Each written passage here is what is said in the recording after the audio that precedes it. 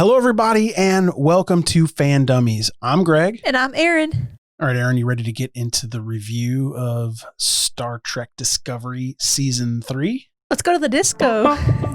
Let's fly. All right, Aaron, I know you like Discovery, I think, more than I like it. So why don't you start everyone off with your review? Well, we finally get to see Michael Burnham be captain. I mean, that's exciting. Yeah, I mean, you see her in the last 2 minutes become captain. Yeah, but I didn't think it was ever going to happen. I kind of felt like sometimes that they were leading her into the captain's chair, but at other times she seemed like she disobeyed orders so much that I didn't think she was ever going to get there. I agree. Yeah. And as a watcher of the show, you get to see her good intentions of her disobeying her orders and doing whatever she wants. But this season, even though she was disobeying orders, I think she really had the chance to show that she was capable of being captain. Because she did show that she was a strong leader. And, she's good at what she does. She just doesn't like to follow orders. So I think it might be good that she is going to be captain. But overall, I really enjoyed this season. I mean, it's not The Mandalorian. I don't know if I should say that. You can say it. But I still enjoyed it. I mean, it had a lot of sweet, sappy moments that I just don't really care for. But as long as they were able to balance them out with more fight scenes or more interesting stuff, I think that, kind of complements each other enough that I think I still liked it a lot. And we got to see a lot of ship battles and fight scenes as well. So that was pretty cool.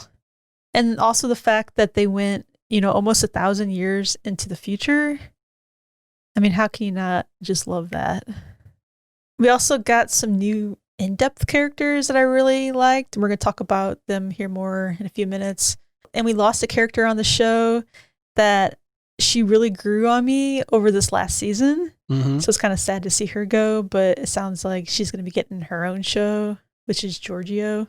Yeah, no, that's good because she didn't fit. Yeah. In the current crew. But I liked her being on the Discovery this past season. Yeah. She helped them out when they needed help. It doesn't seem like a lot of the people on Discovery, they're not tough enough it's sometimes. A science vessel. So it's kind of fun just to have her around sometimes. Yeah. So did you like season 3 better or worse than seasons 1 and 2? I don't know. I think that all the seasons kind of had their ups and downs. And maybe because it was the first season of Discovery, I have really great feels about that. And I liked Captain Lorca a lot. And I don't know, I really liked the season, but I think it might have been the last couple episodes of the season that really made me like it. Because I thought it ended on a good cliffhanger. And it makes me happy that Michael Burnham is captain now. And I like kind of where everyone's at. And we got to see Tilly be acting captain. I thought that was pretty fun. Yeah. And Saru, he got to be captain. So we got to see a lot of, different captains this season. So it's hard to top that. No, I think I like season 1 better. Okay. Is it my turn? Yeah. What did you think, Greg? Well, first, I did enjoy season 3. It's hard for me not to enjoy Star Trek. I don't really subscribe to the notion that it has to conform perfectly to canon or be exactly what I was expecting, or else I'll hate it and never watch it. Which I know a lot of Star Trek fans they just go ballistic when it's not perfect. I get it because that happens to me in other fandoms. Yeah. I just am not like that. I just never have been like that. It doesn't bother me as much, but it does bother me. I bring it up when we're watching this stuff, during it. I'm like, man, I wish they wouldn't have done that. But it's not enough for me to say I dislike the show. The challenge when reviewing a season after it's over, and Aaron, you touched on this a little bit, is that typically the last episodes are the best. So those stick in your mind and give you those happy feels. One thing that I do when I'm reviewing books is I tweet about halfway through kind of what I think so that I can remember if I was happy halfway through. So on series like this, what I do is I think about how I watched it. Did I wait up on Thursday mornings to watch this thing? No. Did I pester Aaron constantly we got to watch it or there's going to be spoilers? No. No. So to me, that tells me I just thought it was just meh. It was good. Like, we watched it and I was excited about it, but I wasn't excited enough to watch it on the day it came out. And I wasn't excited enough to seek out spoilers and read stuff online and all that stuff. It seems like there's more spoilers, or maybe because of who we follow on social media, but it seems like there's more spoilers for some stuff that we watch versus this Discovery show. I didn't really see much spoilers at all about the show. Like, no, and we follow CBS, we follow all the actors, like we follow everybody. Maybe they're just not as good at promoting their show as some of these other stuff that we watch. Yeah. The Disney franchise, they're always pushing out content. One thing I do want to say is Book is amazing. He's totally the highlight of the show. He's the best character in the whole thing. I think his charisma, his passion for Michael, he's got a kind heart for like animals. He understands that to survive in the world that they're in, like, you got to do some bad stuff in order to do the good stuff that you need to do. And I think that ethical kind of quandary that he's always in is what makes Star Trek so good, because Captain Picard has to do that same thing. Does he break the Prime Directive because he ethically needs to help somebody? Those are the kind of questions that Star Trek used to be able to answer, or used to ask at least. And I think Book is really the first character in Discovery that really makes Trek-like statements and questions and all that. And I really like that. The sappy moments were rare with Book and Michael, which I liked, right? There was a scene where they went to bed in a spaceship, which I thought was not Trek-like. What? Yes, it is. They did stuff in Picard. It's now Trek-like. But it was done very tastefully. It wasn't super sappy. Yeah, but they didn't like show that they loved each other until the last minute. They were just friends, and it was an actual relationship. Yeah. They got to know each other, and they hung out for a year getting to know each other. Yeah. So I think it's really cool. My biggest issue with Discovery is that we don't have a consistent captain. I can't even get attached to the crew or the crew dynamic. I like the crew. I think that's what makes Discovery is they have these specific crew members that I just love. And they jump forward in time with Michael. I thought that was pretty great. I get that we know the crew, right? And we know the personalities, but they succeed by chance, honestly. Like, they don't work as a cohesive unit until like the very end, because they don't have a leader. They don't have a consistent leader. Yeah. Any chance Stamets gets to throw a hissy fit, he does. Right? Tilly is a complete mess until she finally gets her crap together and starts to act like a grown adult. I mean, think about it. These people are military. Yeah, but you said this is a science ship earlier, so it's still Federation science, a top secret military science vessel. So they had to go through all this training. They had to be pretty tough. I get it. They're not the Marines or they're not Worf. They're not security. Yeah. Right. But I always struggle when I say stuff like it's not realistic because it's science fiction and it's fake and it's a TV show. But I do think that the way people talk to each other and how they react to certain situations should be believable, not realistic, but believable. And Michael Burnham should have been jettisoned out an airlock a long time ago.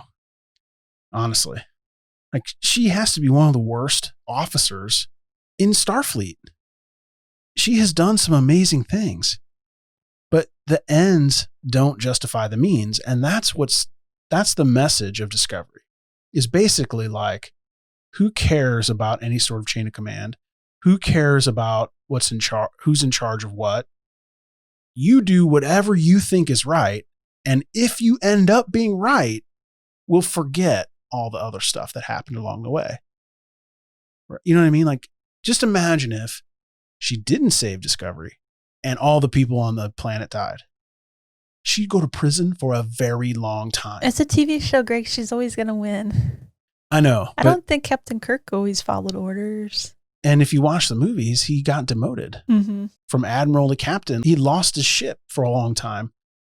There were repercussions. Like every time one of the movies, I can't remember which one, I should, but Spock testifies against him in court. Like, that's Star Trek. Like, you can break the rules, but just because what happens is good doesn't mean that you didn't break the law or all is forgiven. So yeah, I get it. It's a pretty popular trope, I think, for heroes to break the rules and still succeed. I know, but it's not Star Trek is the thing. Like, this is not Star Wars, where the galaxy is in shambles. Every planet is a dirt hole, right? Like, the advanced technology works with bubble gum and zip ties. This is not Star Wars. There's no Baby Yoda. You know, there's no magical force that binds all living things together. Yeah. Right? This is Star Trek. This is science fiction. It's not fantasy. Yeah. So, like, this, to me, this stuff has to make sense. I still like Michael Burnham. I don't care what she does. I think I liked her at first. Yeah. And it's slowly going downhill. Now, I do like her hair in this season. The new hair? The new hair is Or the amazing. hair after she got to be captain. Is it different? She got like a new hairdo. The braids. The braids. The braids. Amazing. Wait. Pause the podcast. I've been thinking about the good times. I've been sleeping through the long nights. I've been shining in the sunlight.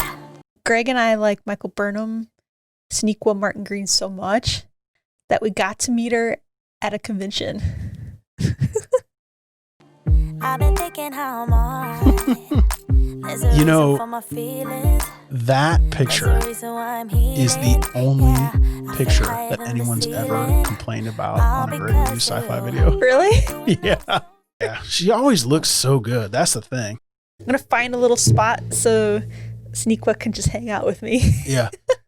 The problem isn't her acting. Like, I know some people say that, you know, she's pretty wooden, but she was raised on Vulcan. And she's supposed to be. And I think she's acting how they want that character to be. So I think she's acting fine. My problem is the writing of her breaking all the rules with no consequences makes me absolutely crazy. Yeah. It's Star Trek-y to a point where I read one article that says Burnham's the new Captain Kirk.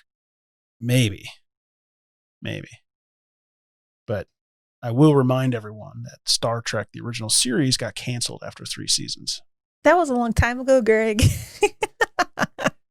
The Next Generation lasted 7. Yeah. So. Well, we got to meet her and she was awesome. And I've been a big fan of her since we started watching the show. So, Greg, you can hate on her all you want. I don't care. No, I hate on Michael Burnham. I hate on the character. Yeah. She's a lovely person. Yeah. And we got to see her in The Walking Dead. Yeah. And we got to see her on New Girl. You got rounded. I should press the button. I really struggle with not giving positive reviews because I figure who wants to listen to me drone on negatively about something? I don't. And that's the funny thing about this show is I really liked it. But some of the things just, to me, I think should be handled a little differently. Yeah. Like, I think she should have convinced the admiral of her plan. Like, she should have pitched it and he should have said, do it. And then she could have done all the amazing things that she did. And she could have said, thanks for believing in me, you know, like, and then he could have gave the speech about, I needed to stop thinking about how it happens and just, you know, give you the task and let you do it your own way, which is a good message, which every manager should understand. It's something I personally struggle with. But a lot of times I don't think that she could wait for the end result. Like, she had to step in and do what she did at that time. Otherwise, it'd be too late. Yeah, but that's the thing about what they teach you is that if you think that you have all the information, then your goal is to communicate that up the chain unless you're tasked with making that decision, Yeah. right? Like, because if you think you have all the information and your leaders are just stupid, I mean, not everybody can be stupid. Like, it just doesn't make any sense. Like, yeah, I get it. I expected Michael to be like, well, I appreciate that, Admiral, because from my perspective, you're pretty stupid. So I appreciate you letting me do whatever I want. Yeah.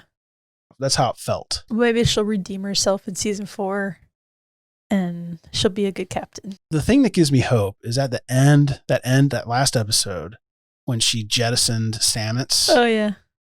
she basically had to make the hard decisions and she made them, Mm-hmm. which I think totally redeemed her. And I know the writers did that on purpose because I think she was being too insubordinate the whole season. Mm-hmm. Yeah, a lot this season. Yeah. They had to toe the line a little bit. Well, that's going to do it for us today. Thank you for listening to this episode of Fandummies. Please subscribe, rate, and write us a review if you haven't already. As always, links to our Patreon, our Facebook group, all of the links that we talked about in today's show will all be in the show notes along with our merch. So if you want a Fandummies shirt. Or a cool Fandummies mug. It Yeah. has Greg and I on it. Yeah. Our little Has avatars. Greg. Yeah. I'm the panda. I'm the alien. If you'd like to reach out to us, we are at Fandummies on all social media. We don't reply. Don't comment. We don't. Don't do it. No, I mean, I just get them on my phone and just think, psh, not replying to that. Just some internet troll. We're just kidding. We would love to talk to you on our social media. All right. Anything else, Aaron? We'll have a list of homework in our description for the next few episodes, so maybe you can follow along with us. And just keep an eye on our Instagram and Twitter because that's where we're going to announce kind of some stuff that's coming up. Yeah. Start watching WandaVision this week. Yeah, WandaVision. Thanks for listening. Bye. Bye.